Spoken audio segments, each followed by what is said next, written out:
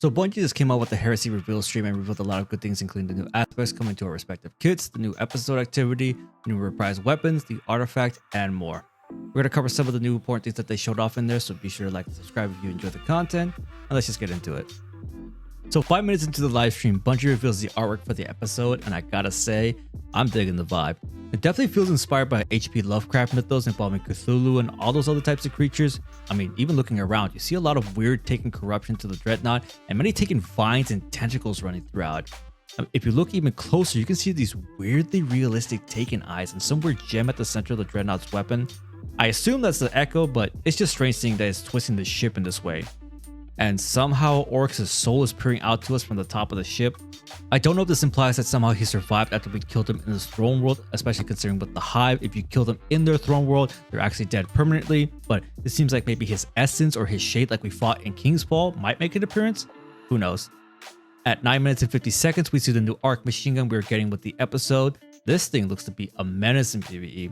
Now later on in the stream, they end up using it, and it seems to be a new 600 RPM machine gun similar to the Strand one from the Pale Heart.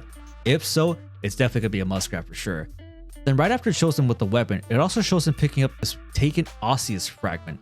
Don't know what this could involve, but might be for an exotic quest of some kind. Definitely worth keeping an eye out for. At 11 minutes and 8 seconds, we see the new Warlock Ionic Sentry aspect in action. From what it shows, it seems like a stationary arc soul you can send anywhere and it chains lightning like a Tesla coil. It does show it doing some pretty hefty ad clearing throughout the live stream, so definitely might be a worthwhile choice for Arc Warlocks. At 11 minutes and 52 seconds, we can see them showing us boons we could take to upgrade ourselves as we progress deeper throughout the activity, similar to the Coil and Deep Dive. From what they stated, there are actually 3 types of boons: minor boons, major boons, and corrupted boons. Minor boons give a small buff that is stackable up to ×10, whereas major and corrupted boons give a big boost to gameplay, but corrupted boons come with a drawback. One of the boons shows that it buffs all of your elemental damage sources, but will constantly drain your grenade and class abilities. Looks like you're going to want to make sure which boon and drawback you get so you do not screw up your build. Definitely keep an eye out for which one you choose. At 12 minutes and 15 seconds, we can see one of the new bosses for the new Nether activity being a Tormentor that occasionally spawns Grim that'll shield it from damage from all sources unless they're killed. Nothing too crazy for this mechanic, but it does seem very ad dense, so it might be difficult throughout harder waves, but just keep that in mind. Bungie also mentions here that they're moving back to the res token system for this activity, so be mindful of your lives or else you will end up failing the activity for your fire team. At 13 minutes and 31 seconds, we see the end of the encounter dropping loot for the team and some more boons popping up for them to choose, so it looks like we might get more boons after each boss encounter from the looks of it. At 14 minutes and 50 seconds, we see the fire team entering the ascended plane, and even the corruption is spreading throughout here as well. Bungie at this time mentions that there are 3 different modes to load into the Dreadnought. Another exploration if you want to go explore the Dreadnought and find secrets scattered throughout as a solo player. In this mode, you have a more of an abundance of res tokens that get modifiers to sit you in boss fights, so you can more freely explore as you go through the Dreadnought. Now this one is definitely going to be worthwhile, especially for something in the future of the live stream, but we'll get to that. Then they have the baseline matchmade Nether mode and the expert versions for players that want to do it in a team or test their skill and get more loot, because again, the more difficult it is, the more loot that drops. At 19 minutes and 36 seconds, Bungie mentions that you will get a max of 5 to 6 major/corrupted boons per run of the Nether, so don't go thinking you can infinitely stack them.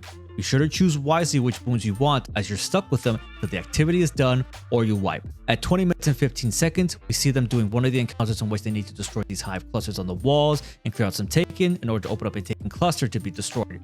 Seems like a fun encounter, but we'll just have to see how it plays out. At 20 minutes and 50 seconds, we see the Guardian using a new Strand support frame. Nice to have a kinetic slot option now to pick and choose from between that one and the solar one. Later on, we actually see them healing a Guardian and some unraveling strands coming off of their body. This one seems like a unique interaction with the Strand auto, but we'll go over that later in the stream. At 24 minutes and 40 seconds, Bungie reveals a new Adept episode weapon, that being the support auto we saw earlier. Looking down at the bottom, it does reveal that healing allies will launch unwrapping link projectiles from their body unique to this specific support auto. They stated that there are Adept versions of the episode weapons secretly hidden throughout the Dreadnought and can only be acquired by finding them. That's why when you do that exploration of the Nether to go out there and look for secrets, to go ahead and find them. Similar to shiny weapons from Onslaught, they also come with double perks and a unique skin to them, but they also get access to a secondary origin trait. Similar to the Kingsfall weapons, they also get access to Runneth Over, allowing you to overflow their mags. This automatically makes them very desirable since Run Them Over is one of the best origin traits to ever exist, but was limited to only the King's Small weapon, so kind of held it back in that regard. At 25 minutes and 9 seconds, Bungie reveals a new arc canal frame GL called Psycho Pump. Similar to the Void and Stasis counterpart, it releases arc pulls that deal damage over time to enemies in them. They did reveal that this GL can get the new perk Rolling Storm that generates stacks of bolt charge for final blows that is enhanced when amplified. Since we haven't been able to test bolt charge just yet, it's still hard to determine if this perk is good, but definitely worth trying if you do get it. They also revealed the origin trait for these weapons is called Withering Vessel that provides major stat benefits for dealing damage or defeating targets. Curious to see how strong of a benefit it can give, but definitely seems potent in PvE for sure. At 29 minutes and 4 seconds, they showed a new Arc Warlock aspect called Ionic Sentry. This is what allowed the Warlock to launch that Arc Tesla ball from earlier. You essentially build up stacks with defeats from your kinetic weapons or arc weapon and abilities, then it can be cast once fully topped off.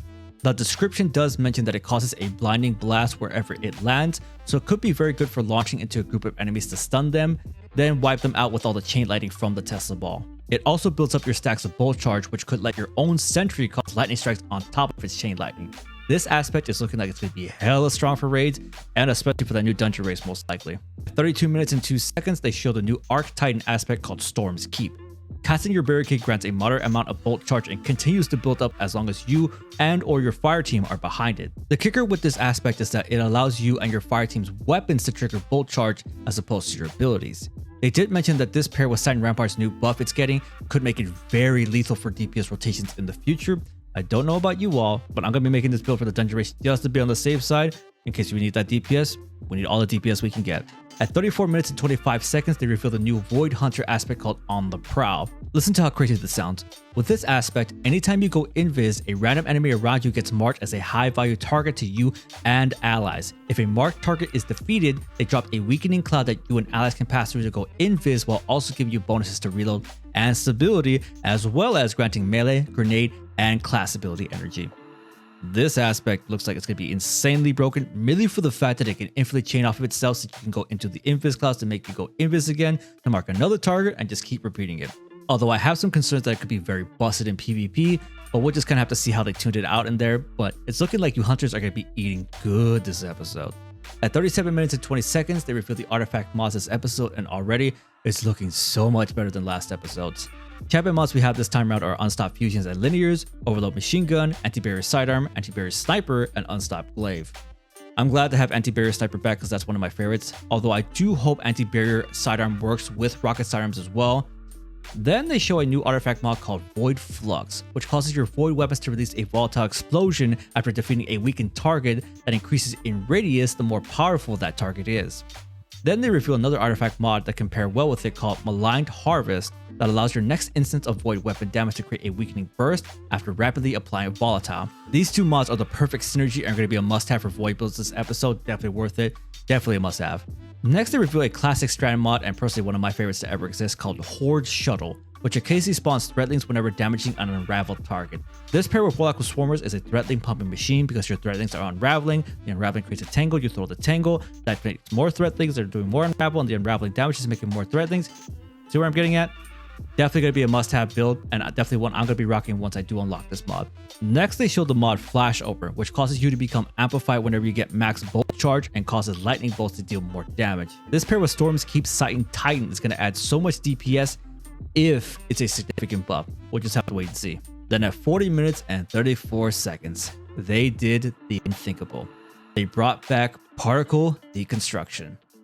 However, this time though, they call it reconstruction because it's the opposite of the old one, plus has an added bonus on top of it. Before, it would debuff a target when hit with a linear or regular fusion. Now, it instead partially refills the mag and increases damage for a short time. I can't help but think that Merciless would be an amazing pairing for this artifact mod and make it a potentially top tier DPS weapon this episode, if it does let it keep it auto reloading. If there's a specific cooldown between it, won't be as beneficial, but still, again, we have 1k voices, we got Sleeper, we're gonna be eating good if it doesn't work, so no big deal if it doesn't. Even crazier, at 41 minutes and 35 seconds, they reveal that Fog is getting craftable raid weapons with the Adepts getting double perks as well. Definitely the time to go hunting for Vex Mythoclast if you haven't gotten it yet, for sure. Especially with particle reconstruction, definitely a no-brainer there. They do reveal the origin trait to be called Time Loss Magazine, which allows final blows to grant more super energy and refills and overflows the mag whenever your super expires. It seems pretty decent for an origin trait, but we're just gonna have to see how much super increase it gives to really know if it's worthwhile or not. At 42 minutes and 44 seconds, they reveal a new exotic strand SMG called Barrel Dyad. Now this thing looks really trippy if I'm being honest. At first I thought it was some weird like throwable boomerang weapon, but sadly I was wrong. This SMG actually works similar to Terrible in that you build up a charge gauge by dealing damage. However, with this SMG, it generates Blight whenever dealing damage that will then turn into Blight Seekers whenever you reload. Now, this weapon cannot fill up the gauge with just a single mag, but that's where the other part of the exotic trait comes in.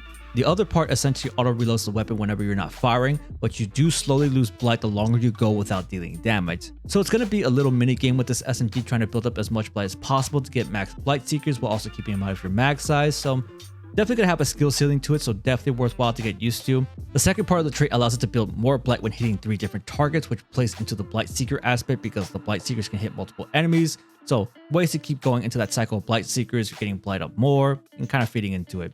Funny thing, Bungie mentioned specifically later on that this weapon isn't a weapon of sorrow, but actually a precursor to a weapon of sorrow.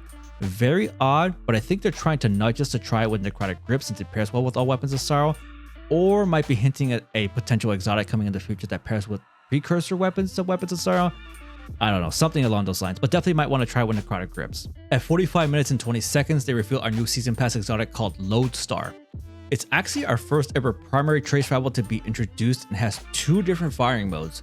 When firing from the hip, it shoots like a normal trace rifle, but when ADSing, it shoots in a 3-round burst similar to a pulse rifle. Very wacky concept, but I love trace rifles, so I'm here for it. The main perk states that it fires a low intensity beam that has increased stability and accuracy, so might be worthwhile to try in PvP. The second trait allows any arc damage to align the battery's coils on the weapon. Whenever you use your special reload when it's fully charged, it causes the weapon to disengage its safety and allows the hip fire beam to jolt any targets it hits for a short time. ADSing during this mode slows down the drain rate. Now it doesn't say it here, but if you deal damage while ADSing in the amped mode, I hope it does charge it back a little bit to keep it in the amped mode longer, but we'll have to wait and see when we get it to test it out. The description doesn't really state it there, so might be part of the catalyst, but we'll just have to wait and see. At 50 minutes and 46 seconds, they revealed that weapons from Season of Arrivals are being reprised with new perks and a new origin trait. Not gonna lie, Cold Denial has always been one of my favorite designs for a pulse, so I'm happy that it's coming back. The new origin trait is called Paracausal Fluid, which grants bonuses to mobility and handling whenever dealing damage, and grants increased charge rate for swords. They also revealed that Whispering Slab is making a comeback as well, and if you look quickly into the inventory as they're fighting out of the screen, you could also see False Promises in his inventory, so we know that one's coming back as well. At 54 minutes, they mentioned that the new dungeon race will now only be 1 winner as opposed to 3 teams for the last race, so keep that in mind if you're running for the world's first, you only have the 1 spot. At 54 minutes and 51 seconds, they show off the Bungie rewards for completing the dungeon, just in case you're interested in that. The bracelet does look kind of nice, so I might actually get that for myself after I complete the dungeon. At 57 minutes and 20 seconds, they announced a new collaboration with Star Wars, which is absolutely insane. Now I have an excuse for when I whiff my shots all the time. Just be like, hey, sorry man, Stormtrooper drip nerfs my gun skill by 100%. Can't help you, man. Sorry. I had to whip that Goldie, I had to whip that super. My bad. The armor does look really good, especially the Warlock one. The Warlock one looks very sleek. Now, I'm not the biggest fan of Star Wars, but, you know, I might get one of the sets for myself just to have it. Now, we also get a Death Star-inspired Ghost Shell as well. The fact that it charges up and shoots a laser immediately makes it one of the best Ghost Shells to ever exist. Definitely gonna see a lot of people with that Ghost Shell. And that's gonna cover everything from the live stream. Hopefully y'all enjoyed this summary of it. Let me know what you're excited for day 1 on the episode. I know me personally, I'm ready for Particle Reconstruction and that Stormkeeper Titan build. Again, be sure to like and subscribe if you enjoyed the video. Also consider dropping a follow on Chili and Ice Twitch channel where we stream Destiny content among other things. Again, hopefully y'all enjoyed. I'll catch you in the next one. And remember, keep it chill.